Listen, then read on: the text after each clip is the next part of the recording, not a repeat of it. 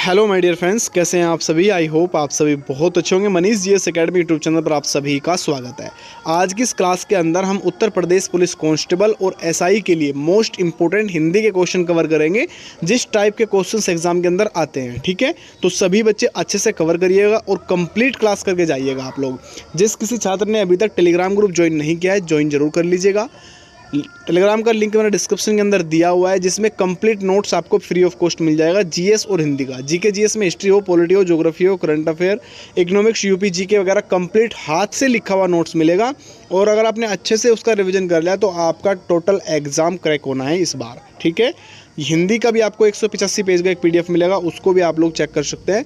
बहुत ज़बरदस्त लेवल का बना रखा है, स्टेप बाय स्टेप आपको सभी चैप्टर उसमें कवर हो जाएंगे। ठीक है, तो आप लोग व्हाट्सएप ग्रुप भी ज्वाइन कर सकते हैं दिए गए नंबर पर मैसेज करके। इसमें गर्ल्स ग्रुप आपको अलग मिल जाएगा और बॉयज़ ग्रुप आपको अलग मिल जाएगा। ठीक है, चलिए बाय बाय। चलिए स्टार्ट करते हैं। देखिए फर्स्ट क्वेश्चन आप सभी की स्क्रीन पर ये रहा। निम्नलिखित में से तत्सम तद्भव शब्दों में कौन सा युग्म त्रुटिपूर्ण होगा। अब तत्सम और तद्भव शब्दों को मैं पहले बहुत अच्छे तरीके से एक्सप्लेन कर चुका हूँ आप लोगों के सामने। तो तत्सम वे शब्द होते हैं जो संस्कृत के शब्द होते हुए भी वर्तमान में हिंदी में प्रयोग किए जाते हैं, और तद्भव वे शब्द होते हैं जो डायरेक्टली हिंदी के शब्द में ही प्रयोग किए जा रहे हैं। अधिकतम तत्सम तद्भव जो शब्द होते हैं उसमें मैंने आप लोगों को ट्रिक भी बता रखा है कि या तो आधा शब्द आएगा, ठीक है ना, इस तरीके के शब्द आते हैं जिसमें आधा आए या त्रिटी आए करके इस तरीके के, या जिसमें पीछे दो बिंदी लगी हो वो होगा। ठीक है ना, तो कौन सा आपका सही होगा। देख, घृत को पी बिल्कुल सही, ऊँट को ऊँट कहा जाता है, तिक्त को तोता कहा जाता है। राइट आंसर आपका डायरेक्टली ऑप्शन सी सभी का हो जाएगा, इसमें शी। याद रखिएगा जितने मैं क्वेश्चन कवर करा रहा हूँ ये स्पेशल यूपी कांस्टेबल के लिए रहेंगे और यूपी एसआई एग्जाम के लिए।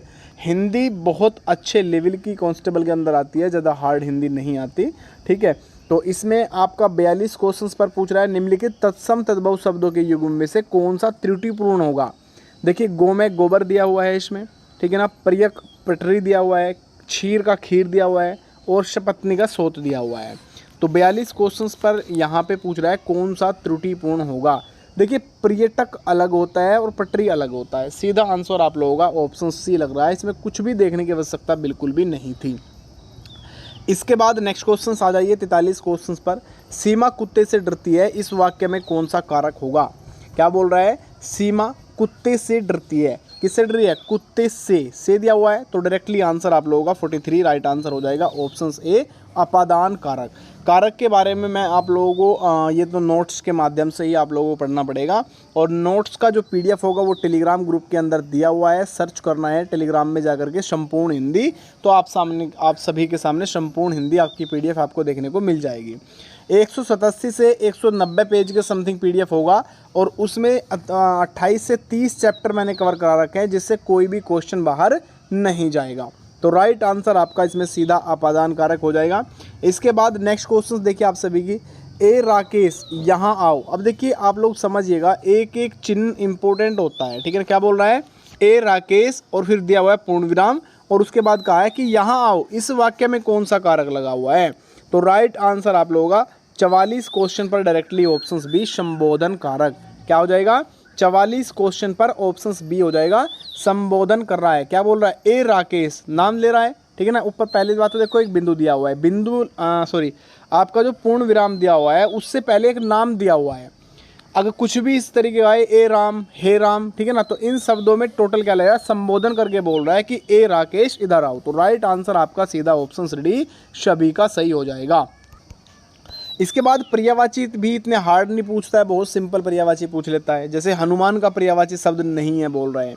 अब आप लोग कुछ जैसे हनुमान चालीसा होगी, ठीक है ना, हिंदू समाज से जो स्टूडेंट्स होंगे वो तो अधिकतम इसका ऑटोमेटिकली पढ़ के ही आंसर कर लेंगे, लेकिन जो अदर है उनको प्रॉब्लम हो सकते हैं जिसने कभी हनुमान चालीसा नहीं पढ़ी होगी। तो 45 क्वेश्चन में बोल रहा है हनुमान का पर्यायवाची शब्द इनमें से कौन सा होगा। पवन सुत होता है, बिल्कुल हनुमान का पर्यायवाची होता है। मारुति नंदन आप लोगों का हनुमान चालीसा के अंदर दिया हुआ है। विनायक नहीं आएगा, ध्यान रखिएगा कि विनायक कहीं भी आप लोगों को पूरी हनुमान चालीसा के अंदर देखने को नहीं मिलेगा, है ना। तो राइट आंसर हो जाएगा डायरेक्टली ऑप्शन आपका बी, सभी का राइट आंसर। थोड़ा पढ़ना पड़ेगा, इस ऐसा भी नहीं है कि आप लोग हनुमान चालीसा ही याद करनी पड़ेगी।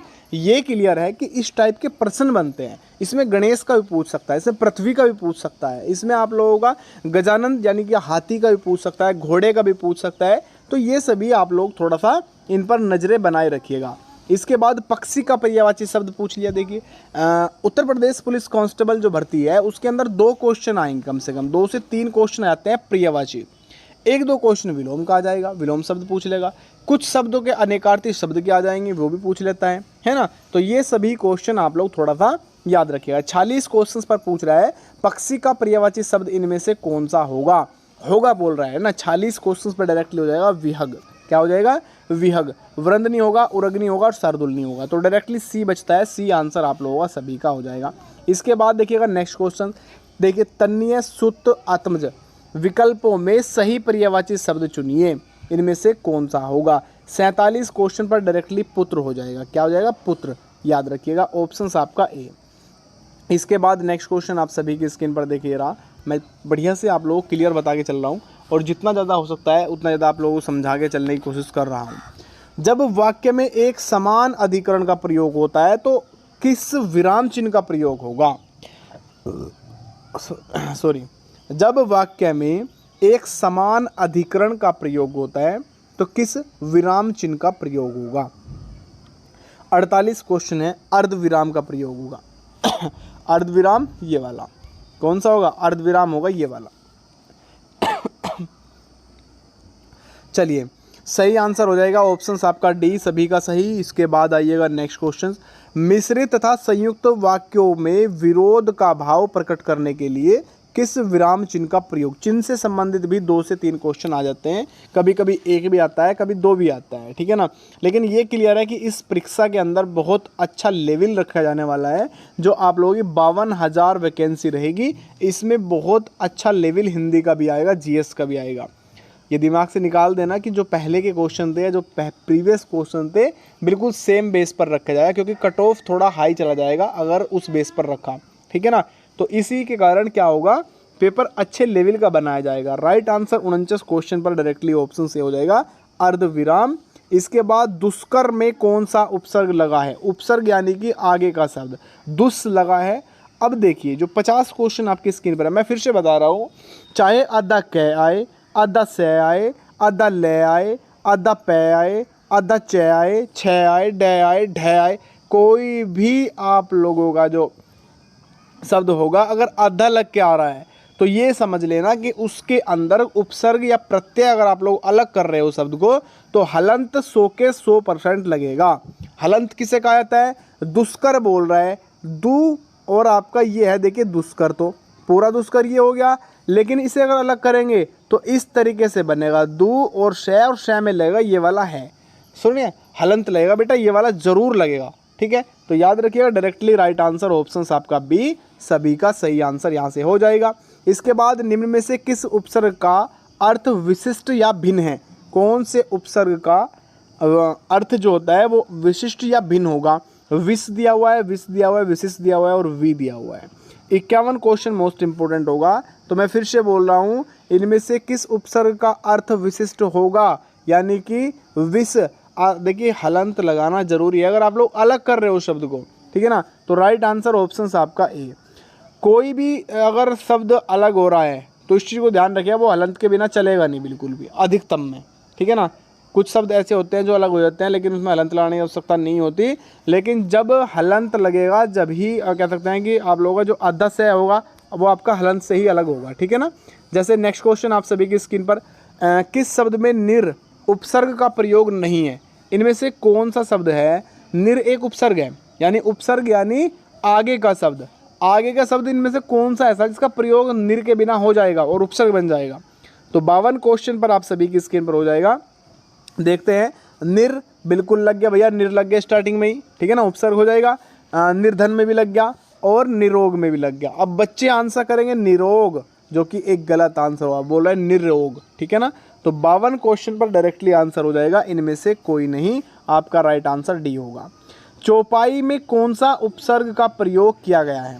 चौपाई के अंदर कौन से उपसर्ग का प्रयोग किया गया है? 53 क्वेश्चन में हिंदी उपसर्ग का प्रयोग किया गया है बेटा। किसका? हिंदी उपसर्ग का प्रयोग किया गया है, याद रखिएगा, ठीक है। इसके बाद नेक्स्ट क्वेश्चन पर आ जाइए। नेक्स्ट क्वेश्चन में आपसे पूछ रहा है निम्नलिखित में से कौन सा वाक्य शुद्ध है? अब ये पढ़ने से ही पता लग जाएगा। देखो अगर कोई भी शब्द आगे पीछे हो रहा है, अगर फिट नहीं बैठ रहा, कोई आप वाक्य बोल रहे हैं और उस वाक्य में थोड़ा आपको लग रहा है कि यार ये ऐसा सही नहीं हो रहा, तो समझो वो गलत ही दिया हुआ है। जैसे कि आप सभी से पूछ सकता है तुम्हारे से कोई काम नहीं हो सकता, तुम्हारे से कोई काम नहीं हो सकता। नेताजी की मृत्यु अक्षोभजनक है। चलिए, फलों का विक्रेता मुझे प्रतिदिन फल दे जाता है, दिन भर वह कड़े परिश्रम करता है।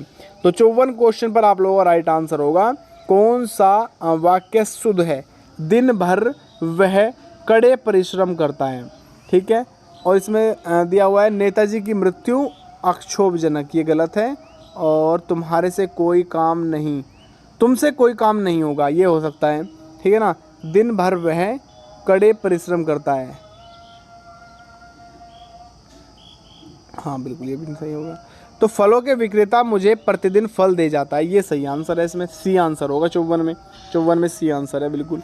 इसके बाद नेक्स्ट क्वेश्चन, निम्नलिखित में से कौन सा वाक्य अशुद्ध होगा? तुम्हारे माता पिता क्या काम करते हैं? उसने अपनी बात धीरे से बताई, गर्मियों की एक बात सुनाता हूँ, तुम्हारे घर चले जाओ। देखिए 55 में डी आप लोगों का राइट आंसर होगा। अशुद्ध वाक्य पूछ रहा है तो ये सही है, ठीक है ना। तुम अपने घर चले जाओ या तुम घर चले जाओ, इस तरीके से कह सकता था। तुम्हारे आ गया, तू करके 2 बार आ गया, ठीक है ना, यानी आपका गलत ही लग रहा है, बोलने से ही पता लग रहा है। इसके बाद चलिएगा नेक्स्ट क्वेश्चन की ओर। निम्नलिखित में से कौन सा वाक्य अशुद्ध होगा? तो ये तो पूरा सेम दिया हुआ है, इसमें एक एक मात्रा, एक एक शब्द का फेर बदलाव होगा।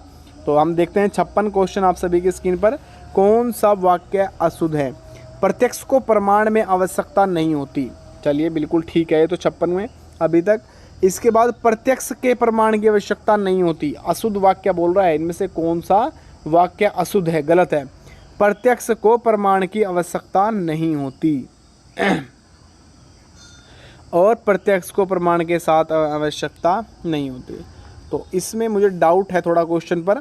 बाकी 56 में ऑप्शन सी देखने को लग रहा है कि प्रत्यक्ष को प्रमाण की आवश्यकता नहीं होती, है ना। बाकी इसमें डाउट है मुझे, डाउट मैं क्लियर करके आप लोगों को नेक्स्ट क्लास में बता दूंगा। अगर आपको फाइनल क्लियर पता है तो कमेंट सेक्शन के अंदर ज़रूर बता दीजिएगा। अच्छा, बारहसिंगा शब्द में समास कौन सा लग रहा है? जो बारहसिंगा शब्द है इसमें कौन सा समास लग रहा है?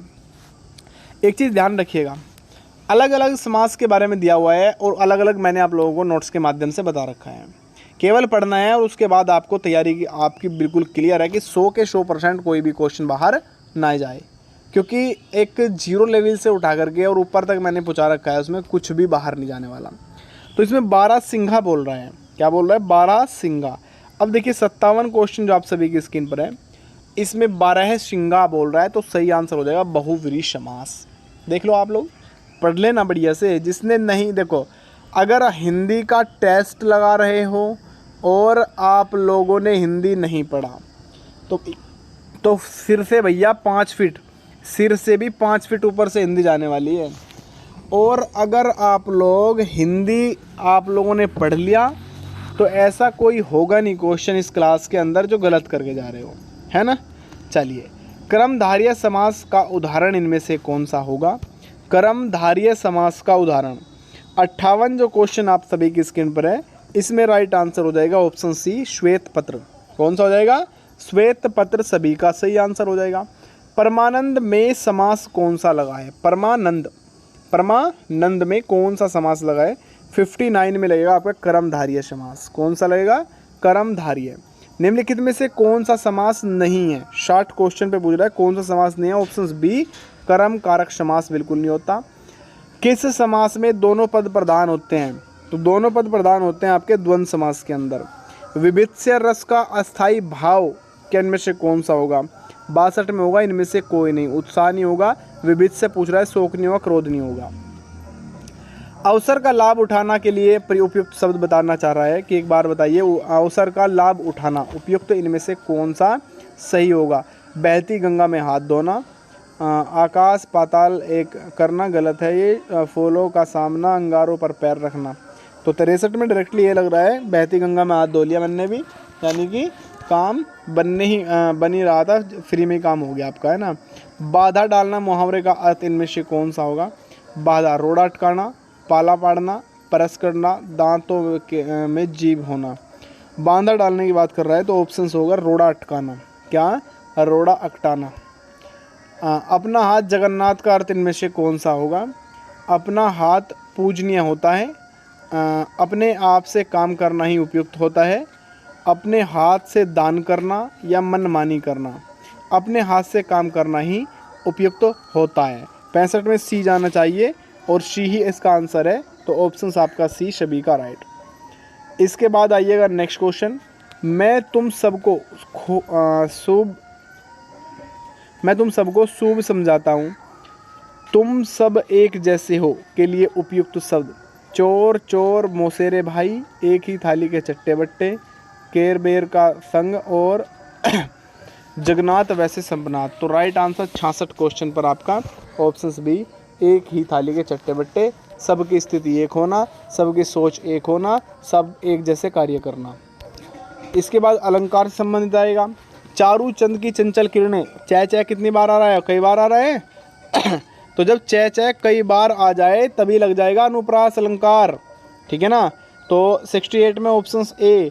69 हृदय के वे भाव जो सुषुप्त अवस्था में पड़े होते हैं, विषय को देखकर आश्रय के दिन में जागृत होते हैं, क्या कहलाते हैं। 59 राइट आंसर अस्थाई भाव। कृत्रिम का विलोम शब्द इनमें से कौन सा होगा। 70 प्राकृतिक, कृत्रिम यानी कि प्राकृतिक। उद्दत का विलोम शब्द कौन सा होगा। 71 ऑप्शन आपका सी अनुदत, उद्दत का अनुदत। इसके बाद निम्नलिखित विकल्पों में कौन सा शब्द उदार का विलोम होगा। 72 ऑप्शन डी लगेगा अनुदार, ठीक है। नेक्स्ट 73 क्वेश्चन, कौन सा शब्द गो का अर्थ नहीं है। गाय बिल्कुल गो का अर्थ है। गज दिया जा रहा है जो 73 क्वेश्चन आंसर है। गज यानी होता है हाथी, क्या होता है, गज माने होता है हाथी। गाय गौ, इंद्रिया गौ, नदी गौ, ठीक है ना। तो ये याद रखिएगा। अनेकार्थी शब्द अब्ज के गलत विकल्प का चयन करना है। अब्ज का गलत विकल्प इनमें से कौन सा होगा। 74 तो भैया शंख हो जाएगा बिल्कुल सही। चंद्रमा कपूर, मेघ नहीं होगा, राइट आंसर मेघ हो जाएगा। निम्नलिखित में कौन सा अर्थ पतवार भी है, इनमें से कौन से का एक का अर्थ पतवार भी है। तो राइट आंसर 75 पर जाएगा बी कर्ण। ये दिया हुआ है पैराग्राफ, इसको मैं आज एक क्लास अलग से कराऊंगा, पैराग्राफ को छांटने की तैयारी कैसे करें, ठीक है ना। तो ये कंप्लीट क्लास आप लोगों की हिंदी की हुई। सभी टेलीग्राम और व्हाट्सएप ग्रुप ज्वाइन कर लीजिएगा, इसका PDF आपको टेलीग्राम में देखने को मिल जाएगा, ठीक है। चलिए मिलते हैं नेक्स्ट वीडियो में। सभी को नमस्कार, राधे राधे, जय हिंद और जय भारत।